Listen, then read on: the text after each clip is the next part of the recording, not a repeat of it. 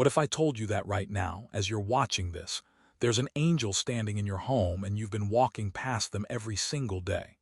Not because you lack faith, but because nobody ever showed you what the signs actually look like. That ends today. We've been trained to think angels only appear in epic cinematic moments. Glowing figures, massive wings, voices like thunder shaking the walls. But Scripture tells a completely different story. Angels showed up while people were doing laundry, cooking dinner, walking down regular streets. In Genesis 18, Abraham welcomed 3 visitors and fed them a meal before realizing they were angels. He didn't see halos. He saw travelers who needed food. So why would your house be any different? Here are 7 hidden signs that angels may be present in your home right this moment. Sign number 1. You keep waking up between 2:00 and 4:00 a.m. with no logical reason. No nightmares, no noise, no alarm. You just open your eyes suddenly, fully awake like someone called your name. Most people grab their phone, scroll for a while, then force themselves back to sleep. But here's what the Bible actually shows us. When God needed to get someone's attention, he sent angels to wake them in the night. In 1 Kings 19:5, an angel physically touched Elijah while he was sleeping and told him to get up and eat. This wasn't symbolic. It was real physical contact in the middle of the night. Next time you wake up like that, don't reach for your phone. Try praying instead. Ask God what he's trying to tell you. You might be shocked by what happens next. Sign number 2. You experience sudden, unexplainable peace in the middle of chaos. Your bank account is overdrawn, your relationships are falling apart, your job is hanging by a thread. Your mind should be racing. But then, without warning, this deep calm settles over you like a blanket. You didn't meditate. You didn't take anything. It just arrived. That's not random.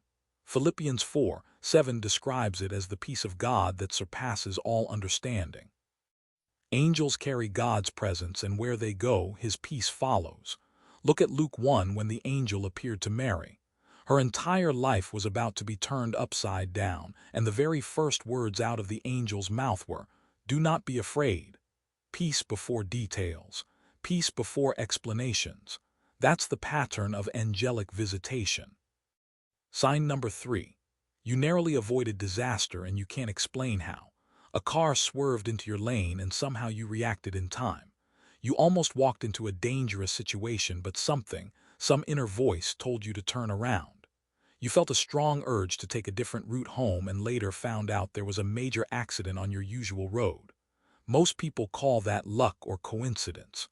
But Psalm 91:11-12 is absolutely clear. For he shall give his angels charge over you to keep you in all your ways. In their hands they shall bear you up, lest you dash your foot against a stone. Angels are assigned to protect you.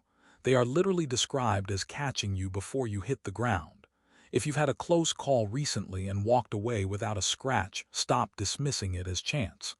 Recognize it for what it truly is: divine protection. Sign number 4. A complete stranger spoke words you desperately needed to hear. Maybe you were at the store, sitting in a waiting room, or standing in line somewhere.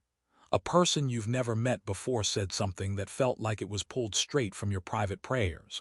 A word of encouragement that pierced right through your pain. A piece of advice that was too specific to be accidental. Hebrews 13:2 warns us, "Do not forget to entertain strangers, for by so doing some have unwittingly entertained angels." Angels don't always show up looking supernatural. Sometimes they show up in jeans and a t-shirt, holding a grocery bag, delivering a message at exactly the right second. Pay attention to the ordinary conversations. God hides his messengers in plain sight. Sign number 5. Objects in your home move or appear in places you know you didn't put them. Your keys show up on the counter when you were certain you left them in your coat. A Bible you haven't touched in weeks is suddenly open on your table. You find something you lost months ago sitting right in the middle of your path. Before you dismiss this as forgetfulness, consider that angels interact with the physical world. In Acts 12, an angel opened locked prison doors for Peter. In Daniel 6, an angel shut the mouths of lions. They don't just deliver messages, they move in the material realm. Sometimes that misplaced item isn't your bad memory. It's a gentle reminder that you're being watched over. Sign number 6. You feel a presence when you're praying or worshiping. You're alone in your room, hands lifted, pouring your heart out to God, and suddenly you feel like you're not alone anymore. The air feels thicker, heavier, almost electric. You sense something or someone standing nearby. That's not your imagination running wild. Revelation 8, 3-4 describes angels standing at the altar in heaven, presenting the prayers of the saints before God. Your prayers don't just float into empty space.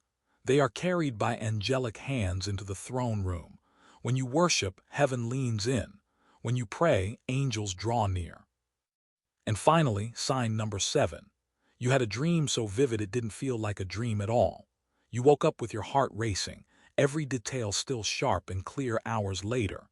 Maybe you saw someone you couldn't identify but felt deeply loved by them. Maybe you received a warning, a direction, a promise.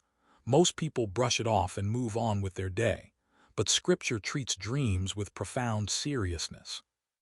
In Matthew 2:13, an angel appeared to Joseph in a dream and told him to flee to Egypt, saving the life of baby Jesus. In Genesis 28, Jacob dreamed of angels ascending and descending on a ladder and woke up declaring, "Surely the Lord is in this place, and I did not know it." Not every dream is divine, but some absolutely are. God speaks when your mind is finally quiet enough to hear him. Here's the truth. Angels are not folklore, they are not decorations, they are real, active, and assigned to you. You may not see wings, you may not hear trumpets, but the evidence is there if you're willing to notice. So next time you wake at 3:00 a.m., pray. Next time peace floods you, receive it. Next time a stranger speaks life, say thank you to God. You are not alone. Heaven is working on your behalf.